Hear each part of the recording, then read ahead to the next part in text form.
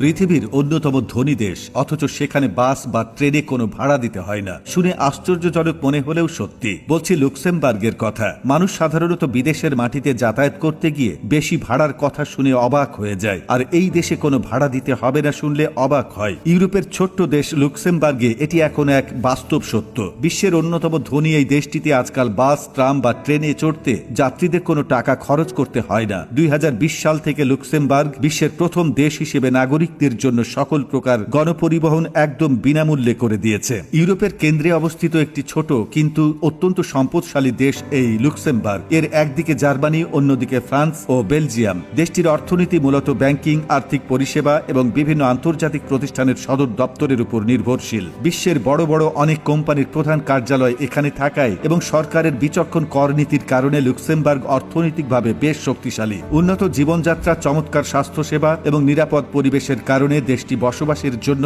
অনেকের কাছেই স্বপ্নের মতো। এই অর্থনৈতিক সচ্ছলতায় লুক্সেমবার্গকে এমন একটি যুগান্তকারী পদক্ষেপ নিতে সাহায্য করেছে যা বিশ্বের আর কোনো দেশ এর আগে করে দেখাতে পারেনি। কিন্তু প্রশ্ন হলো, কেন লুক্সেমবার্গ এই ধরনের একটি পদক্ষেপ নিল? এর পেছনে বেশ কয়েকটি কারণ রয়েছে। প্রথমত, দেশটির সরকার চেয়েছে রাস্তা থেকে ব্যক্তিগত গাড়ির সংখ্যা কমাতে। লুক্সেমবার্গে মাথাপিছু গাড়ির সংখ্যা ইউরোপীয় ইউনিয়নের দেশগুলোর মধ্যে অন্যতম সর্বোচ্চ।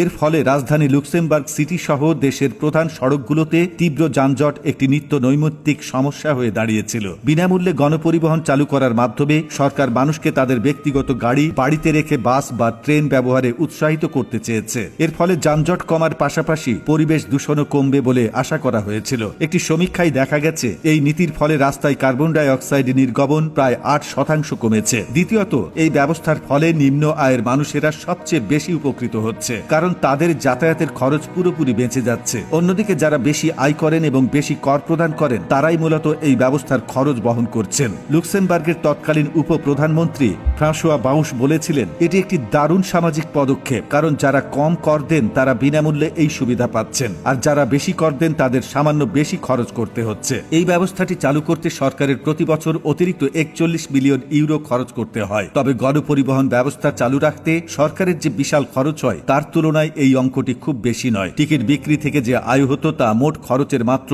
10%-এরও কম ছিল। বাকি 90%-এর বেশি খরচ সরকার আগে থেকেই ভর্তুকি হিসেবে দিত। তাই টিকিট ব্যবস্থা তুলে দেওয়ার ফলে সরকারের উপর খুব বড় কোনো আর্থিক চাপ পড়েনি। এই খরচটি মূলত করদাতাদের টাকা থেকেই বহন করা হয়। এই উদ্যোগের ফলে সাধারণ মানুষের জীবনযাত্রায় ইতিবাচক পরিবর্তন এসেছে। এখন একজন নাগরিককে বাসা থেকে বের হওয়ার আগে ভাবতে হয় না যে সে নিজের গাড়িতে যাবে নাকি গণপরিবহনে। যেহেতু কোনো ভাড়া লাগে না, তাই মানুষ এখন সহজেই গণপরিবহন বেছে নিচ্ছেন। এতে তাদের সময় এবং অর্থ দুটোই সাশ্রয় হচ্ছে।